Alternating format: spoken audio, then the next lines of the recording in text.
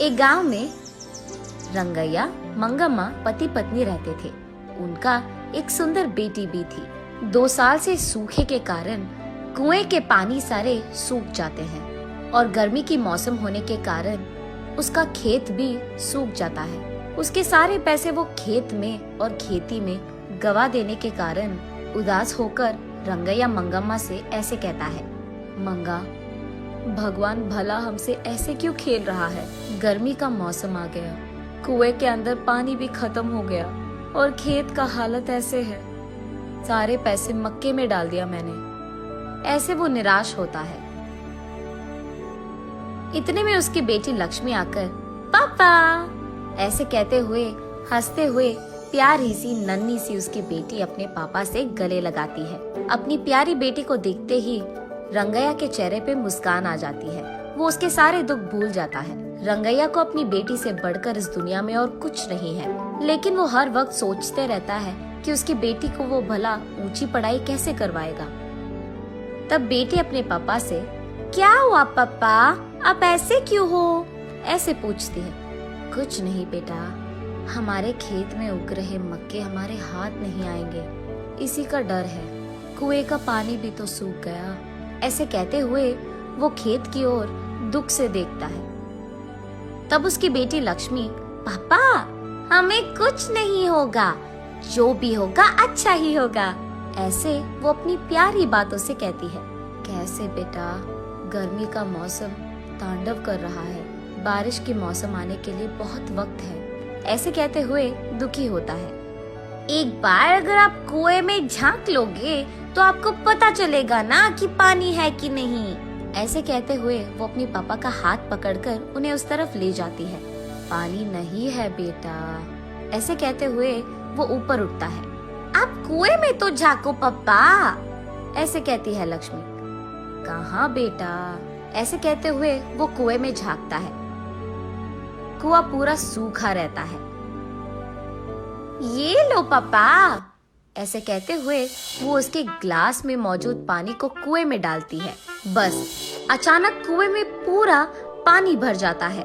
ये देख रंगैया की खुशी की कोई सीमा नहीं होती है।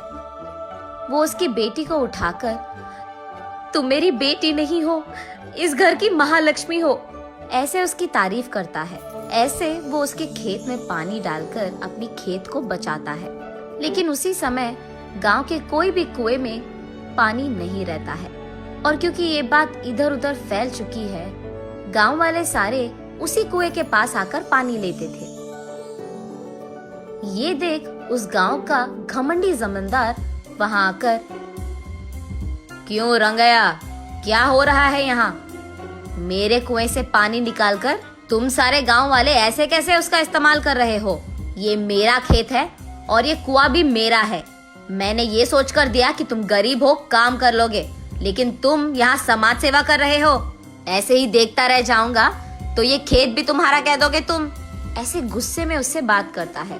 तब रंगैया, साहब मैं ऐसे थोड़ी करूंगा, हमारे पूर्वजों से यही हम काम कर रहे हैं। अब अगर आप ऐसे बात करोगे तो हमारा क्या हो जाएगा साहब? ऐसे कहते हुए वो उसके पैरों पे गिर जाता है। लेकिन घमंडी जमींदार कुछ भी करके उस जमीन को और कुएं को हासिल करने के लिए ऐसे कहता है, ये खेत मेरा है, जो करना है कर लो, निकलो। ऐसे कहकर वो रंगैया को नाइंसाफी से बाहर धकेलकर उस खेत के चारों ओर बाढ़ डाल देता है। उसके कुछ समय बाद गांव वाले सारे सूखे को भुगत रहे होते हैं। सारे कुएं सूख जाते हैं और सिर्फ रंगैया के कुएं में पानी रहने के कारण गांव वाले पीने के पानी के लिए जमींदार के पास जाकर ऐसे कहते हैं, साहब पीने के लिए पानी ना होने के कारण प्रजा मुश्किलों में है। आप एहसान करके आपके कुएं का पानी हमको अगर दे सके तो, ऐसे विनती करते हैं। क्या पानी चाहिए? पानी तुम्हारे पूर्वजों की कुआं है कि तुम ऐसे पानी मांग रहे हो? पानी नहीं दूंगा, निकलो। ऐसे उन लोगों को भी धकेल देता है। एक घूंट पानी दिला दीजिए साहब, हम यहाँ मर रहे हैं, ऐसे कहते हुए प्रजा उनसे विनती करती है। तब जमींदार उनके मुसीबत का फायदा उठाता है। ठीक है, पानी दूंगा, लेकिन ऐसे ही नहीं। मटके का दाम 10 रुपए करके दो, तब दूंगा पानी। मंजूर है तो लो, वरना निकल जाओ।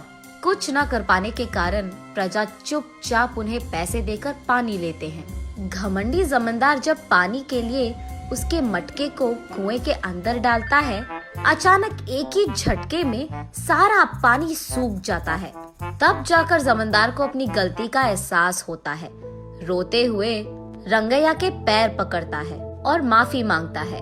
कोई नहीं साहब, आपको आपकी गलती का एहसास हो गया है ना।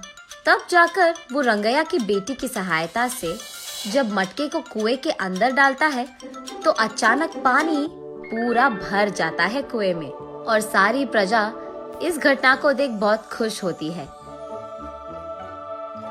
रंगैया उस पानी को सारे गांव वालों में बांटते हुए, खेती करते हुए खुशी से जीता है।